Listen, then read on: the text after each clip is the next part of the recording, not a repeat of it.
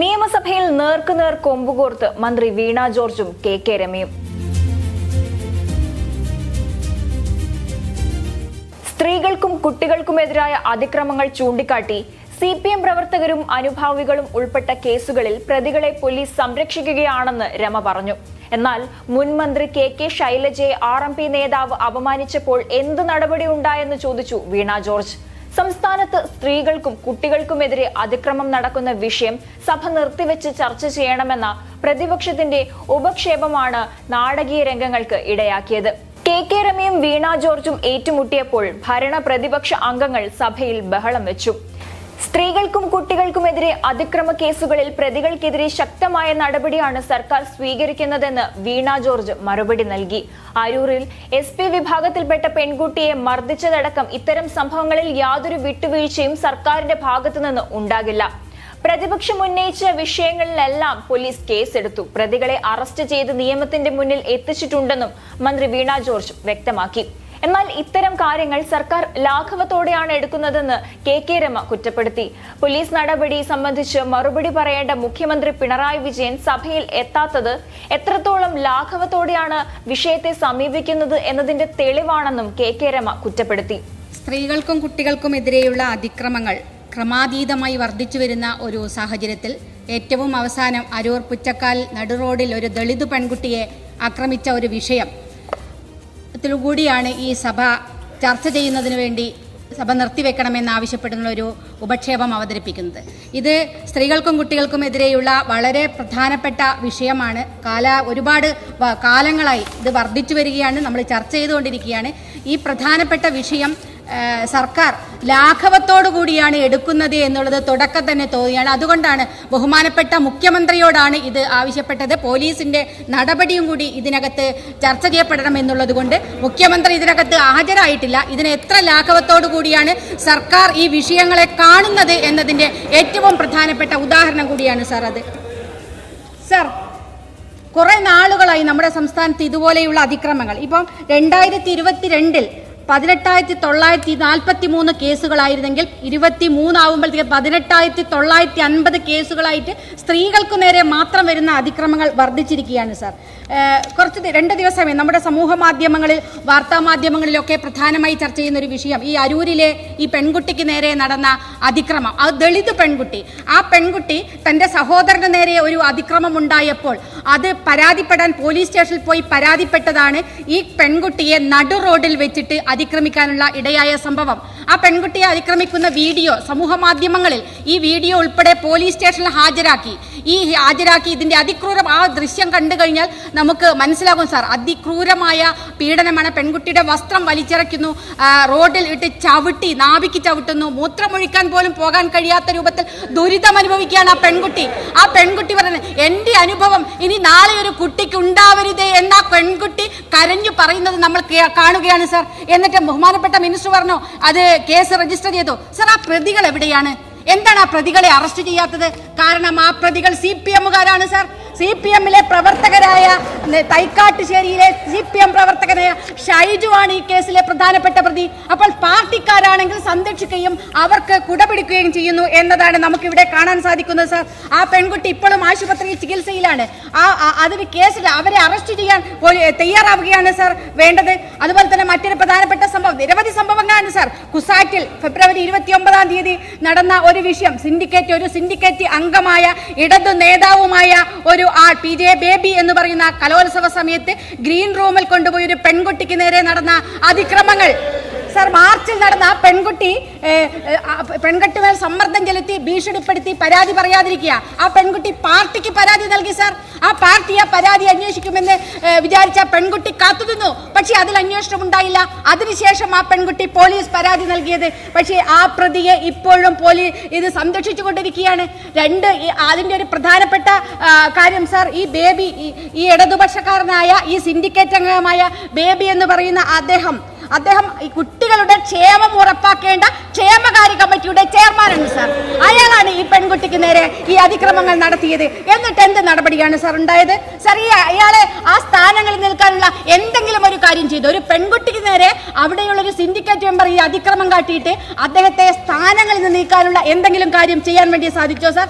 നാണിപ്പിക്കുന്നതാണ് sir കേരളത്തെ ഇത്തരം വിഷയങ്ങൾ. അതുപോലെ തന്നെയാണ് സാർ വിദ്യാർത്ഥിനികളുടെ അശ്ലീല ചിത്രങ്ങൾ സമൂഹ മാധ്യമങ്ങളിൽ പോസ്റ്റ് ചെയ്ത വളരെ ക്രൂരമാണ് സാർ. ഈ പെൺകുട്ടിയുടെ ഒരു കോളേജിൽ, അത് കാലടി ശ്രീ ശങ്കര കോളേജിലെ മുൻ SFI നേതാവ് രോഹിത് എന്ന് പറയുന്ന ഒരു പ്രതിയാണ് ഈ കേസിലുണ്ടായിരുന്നത്. അദ്ദേഹം ആ പ്രതി ചെയ്തത് ആ പെൺകുട്ടിയുടെ ഒരു ഫോട്ടോ എടുത്ത് അത് ഈ ഫേസ്ബുക്കിലൊക്കെ ഉണ്ടാകുന്ന മറ്റ് ആ ഒരു അശ്ലീലമായിട്ടുള്ള ഇത് വരുന്നൊരു പേജുണ്ട്, ആ പേജിലേക്ക് അതിന്റെ കൂടെ ഇടുകയാണ് ഈ പെൺകുട്ടികളുടെ ചിത്രം.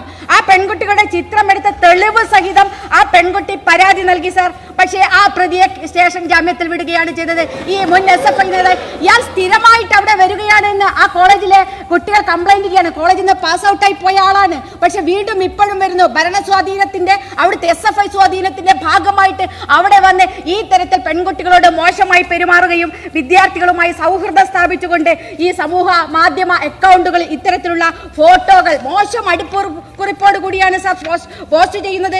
20ഓളം പെൺകുട്ടികളുടെ ചിത്രങ്ങളാണ് സാർ ഇത്തരത്തിൽ വൈകൃതമായ മനസ്സിനുടമയായ ഇയാൾ പോസ്റ്റ് ചെയ്തത് എന്നാണ് സാർ മനസ്സിലാക്കാവുന്നത്. എത്ര ക്രൂരമാണ് സാർ ഈ നാട്ടിലെ സംഭവങ്ങൾ, ഈ കോളേജുകളിലൊക്കെ നടക്കുന്ന, ഈ പെൺകുട്ടികൾക്ക് നേരെ നടക്കുന്ന ഇത്തരത്തിലുള്ള പ്രശ്നങ്ങൾ. സാർ, മറ്റൊരു കേസാണ് സാർ, കേരളത്തിനാകെ അപമാനമായ മറ്റൊരു കേസ് ഉണ്ടായിരിക്കുന്നു. ക്രിക്കറ്റ് അസോസിയേഷൻ നേതാവ് ഈ നമ്മുടെ ക്രിക്കറ്റ് പഠിക്കാൻ വേണ്ടി പോകുന്ന കൊച്ചു മക്കളെ, പെൺകുട്ടികളെ അതിന്റെ ഭാഗമായി ലൈംഗികമായി പീഡിപ്പിക്കുകയും ആ കുട്ടികളുടെ അശ്ലീല വീഡിയോ ഫോട്ടോ ആവശ്യപ്പെട്ടുകൊണ്ട് ഈ കുട്ടികൾക്ക് നേരെ നടത്തുന്ന പ്രവർത്തനങ്ങൾ. ആരാണ്? ക്രിക്കറ്റ് അസോസിയേഷന്റെ അംഗമായിട്ടുള്ള നമ്മളെ ഡൽഹിയിൽ BJPയുടെ MP ബ്രിജിത് ഭൂഷണെ നമ്മൾ കേട്ടിട്ടുണ്ട്. ആ ബ്രിജിത് ഭൂഷൺ ഗുസ്തി താരങ്ങൾക്ക് നേരെ നടത്തിയ അതിക്രമങ്ങളെ അതിനേക്കാളും വെല്ലുന്ന രൂപത്തിൽ ഈ കേരളത്തിൽ നടക്കുകയാണ് സാർ. ക്രിക്കറ്റ് ഇവിടെ എങ്ങനെയാണ് തങ്ങളുടെ രക്ഷിതാക്കൾ തങ്ങളുടെ മക്കളെ ഇതുപോലെയുള്ള പരിശീലനത്തിന് അയക്കുക സാർ? എങ്ങനെ വിശ്വസിച്ച് അയക്കാൻ കഴിയും സാർ ഈ സാഹചര്യത്തിൽ? എത്ര രക്ഷിതാക്കളാണ് തങ്ങൾക്കും ഉള്ളത് മുഴുവൻ വിറ്റുപെറുക്കി തങ്ങളുടെ മക്കൾക്ക് താല്പര്യമുള്ള ഇതുപോലെയുള്ള മേഖലകളിലേക്ക് എത്താൻ വേണ്ടിയിട്ടുള്ള അവരെ കൊണ്ടയക്കുന്ന കേന്ദ്രങ്ങളാണ് സാർ ഇത്.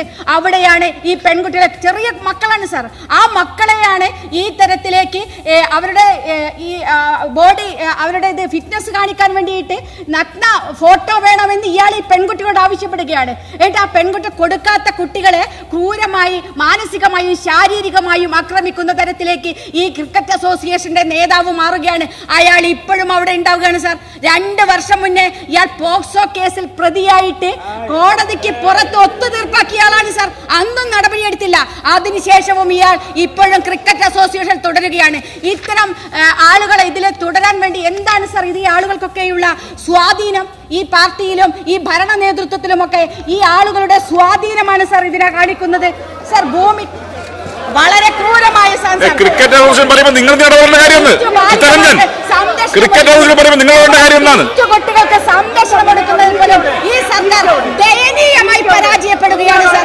ആ കുട്ടികൾക്ക് പോലും സംരക്ഷണം കൊടുക്കാൻ സാധിക്കാത്ത രൂപത്തിലേക്ക് മാറുന്നത് സാർ. സാർ, നിങ്ങളുടെ ഉൾപ്പെടെ കുട്ടികളാണ് ഇതിനകത്ത് വരുന്നത്.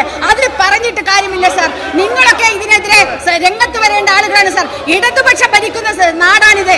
നമ്മുടെ നമ്പർ 1 കേരളത്തിലാണ് സാർ ഇത് നടക്കുന്നത്. കേരളത്തിൽ, ആ കേരളത്തിൽ നടക്കുന്ന ഈ കാര്യം, ഇതിനെതിരെ നടപടിയെടുക്കാൻ എന്തുകൊണ്ട് സാധിക്കാതെ പോകുന്നു സാർ? അതിനെതിരെ ഊറ്റം കൊണ്ടത് കണ്ട് കാര്യമില്ല സാർ. SFIക്കാർ കോളേജുകളിലൊക്കെ കാട്ടിക്കൂട്ടുന്ന അതിക്രമങ്ങൾ നിങ്ങൾ SFIക്കാരെയൊക്കെ ന്യായീകരിക്കുന്നുണ്ടല്ലോ സാർ. ഒരു കാലത്ത് SFI ആയ ആളാണ് ഞാൻ.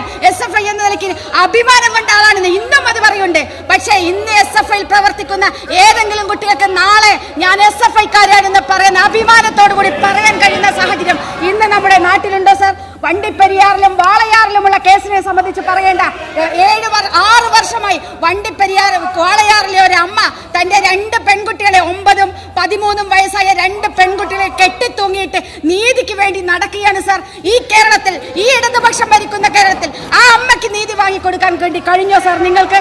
വണ്ടിപ്പെരിയാറിൽ 6 വയസ്സുള്ള പെൺകുട്ടി, ലയങ്ങളിൽ താമസിക്കുന്ന ഈ കുട്ടികളുടെയൊക്കെ ഒരു അവസ്ഥ വളരെ ദയനീയമാണ് സാർ. അവർക്ക് സംരക്ഷണം ഒതുക്കാൻ ആ പ്രതികളെ, അർജുൻ എന്ന് പറയുന്ന പാർട്ടിക്കാരൻ, ആ പാർട്ടിക്കാരനെ രക്ഷപ്പെടുത്താനുള്ള ശ്രമം നടത്തി ആ ശ്രമം നടത്തി അദ്ദേഹത്തിന് ഒരാളെ പോലും അറസ്റ്റ് ചെയ്യാൻ സാധിച്ചില്ല. എന്തൊരു ഗതികേടാണ് സാർ ഈ കേരളത്തിൽ ഉണ്ടാകുന്നത്. സാർ കെട്ടിത്തൂങ്ങി 6 വർഷമായി.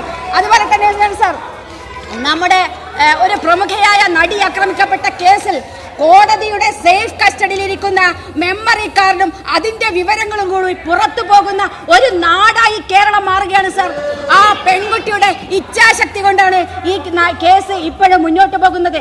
ആ സമയത്ത് ആ പെൺകുട്ടി വിമൻ ഇൻ ജസ്റ്റിസ് കളക്റ്റീവ് എന്ന പേരിൽ ഒരു നടിമാരുടെ ഒരു സംഘടനയുണ്ടാക്കി.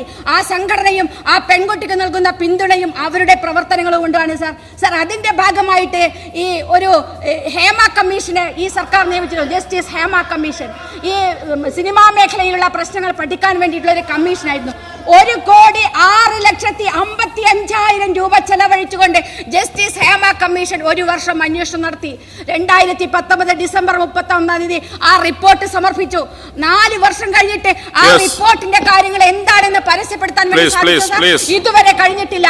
ആ ആളുകളെ രക്ഷിക്കുന്നതിന് വേണ്ടിയുള്ള ശ്രമം ഇപ്പോൾ വിവരാവകാശ കമ്മീഷൻ ഇടപെട്ട് പരസ്യപ്പെടുത്തണം എന്ന് പറഞ്ഞിരിക്കുന്ന ഒരു സാഹചര്യമാണ് സാർ നിലവിലുള്ളത്. വളരെ ഗുരുതരമാണ് സാർ ഈ കേരളത്തിൽ സ്ത്രീകൾക്ക് നേരെ നടക്കുന്ന അതിക്രമങ്ങൾ. ഐസിയുവിൽ പെൺകുട്ടിയെ ഒരു നാട്. എന്നിട്ട് ഇരയുടെ കൂടെ ഉദ്യോഗസ്ഥയെ സ്ഥലം മാറ്റുകയാണ് സാർ.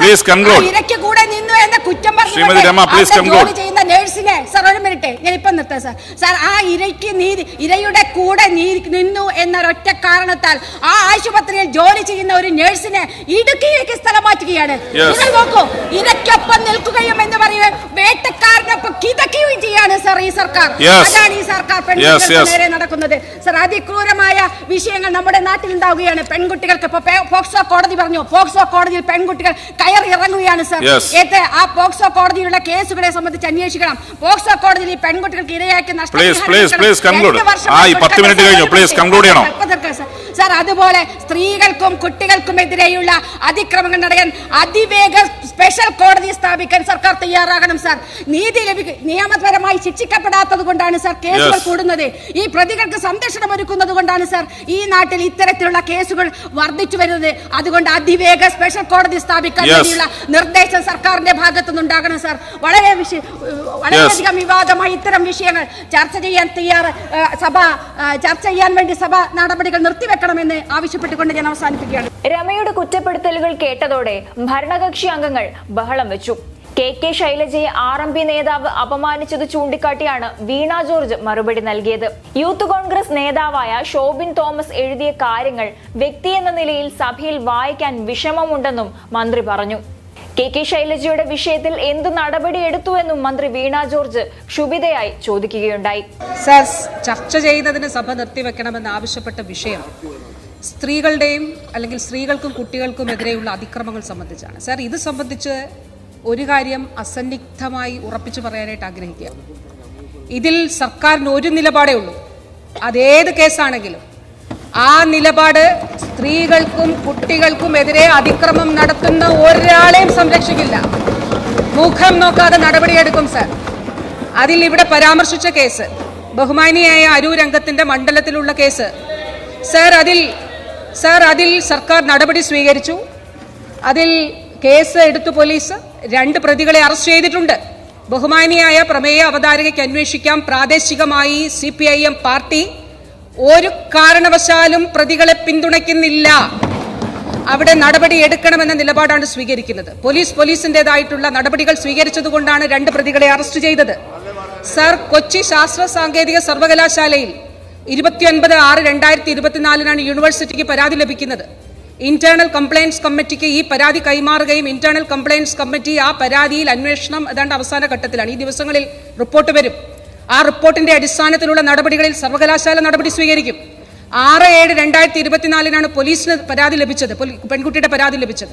ആ പരാതിയിന്മേലുള്ള അന്വേഷണം പോലീസ് നടത്തുകയാണ് സർ. അതുപോലെ തന്നെ KCA, അത് ബ്രിജിത് ഭൂഷന്റെ കേസിൽ സ്വീകരിച്ച നിലപാടല്ല കേരളം ഭരിക്കുന്ന ഇടതുപക്ഷ ജനാധിപത്യ മുന്നണി സർക്കാർ സ്വീകരിച്ചത് സർ. അയാളെ അറസ്റ്റ് ചെയ്ത് അയാൾ റിമാൻഡിലാണ്. അയാൾക്കെതിരെ 6 കേസുകൾ രജിസ്റ്റർ ചെയ്തിട്ടുണ്ട്.